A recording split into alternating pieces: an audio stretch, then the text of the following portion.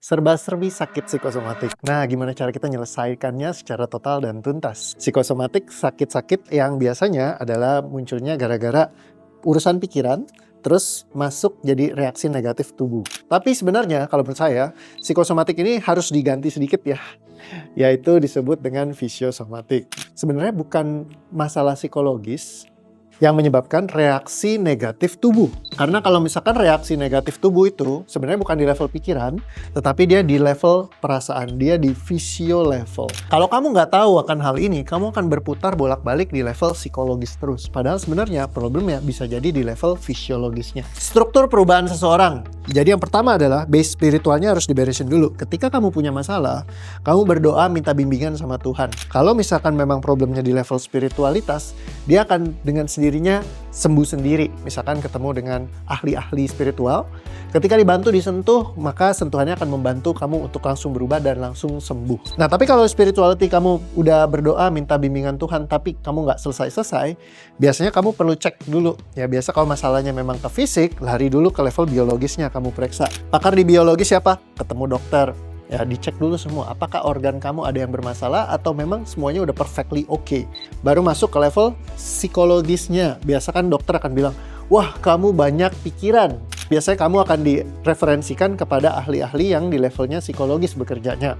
Bisa ketemu konselor ataupun psikolog. Nah, tetapi sebenarnya kalau kamu sudah masuk ke 3 level ranah ini, tapi kamu belum selesai-selesai, bisa jadi masalah kamu sebetulnya ada di level yang namanya fisiologis. Makanya saya bilang dengan istilahnya adalah fisiosomatik sebenarnya. Ya, karena fisionya yang bermasalah. Karena kalau psikonya yang bermasalah, dia ditangani langsung sembuh.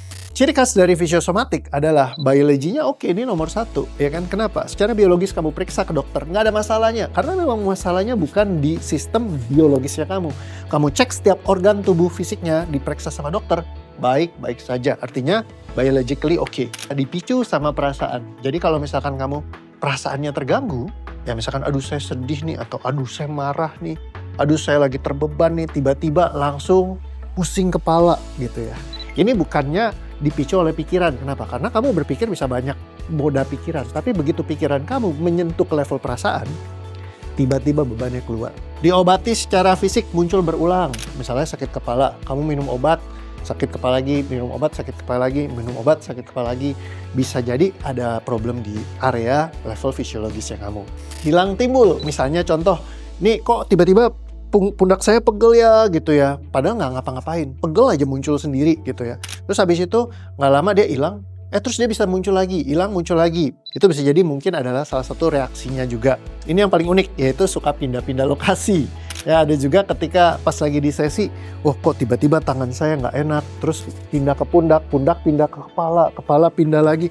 Nah, ketika ada pindah-pindah, itu bisa hampir dipastikan lah ya, itu adalah problem fisiosomatik punya. Jadi kamu beresin, dia akan selesai. Tokoh yang menelusuri banyak terkait dengan reaksi fisiosomatik, salah satunya yang aku tahu adalah Louis L. Hay. Kamu bisa cari bukunya You Can Heal Your Life. Atau paling gampang, kamu tinggal tanya sama ChatGPT, kasih masukin nama dia, dan kamu akan bisa menemukan problem-problemnya apa aja. Contoh promptingnya, misalnya Anda punya sakit pundak. Nah, Anda tinggal tanya nih, kalau sakit pundak, menurut Louis L. Hay, itu karena apa ya? Nanti akan dijelasin penjelasannya. Jadi ketika dikasih penjelasan, kamu akan tahu, oh problem sakit pundak tuh apa. Contoh berikutnya misalnya, asam lambung itu melambangkan kecemasan, juga tangan yang berkeringat. Nah, kalau tangan sering kaku biasanya sesuatu yang ditunda tidak dikerjakan. Kaki itu melambangkan langkah yang tertahan. Misalnya kayak aku bingung nih mau pilih jalan hidupku kemana. Setiap titik di dalam tubuh kita, dia ada problemnya sendiri. Jadi kamu cek aja silahkan ya referensinya di sini, pakai ChatGPT buat bantu kamu nemukan.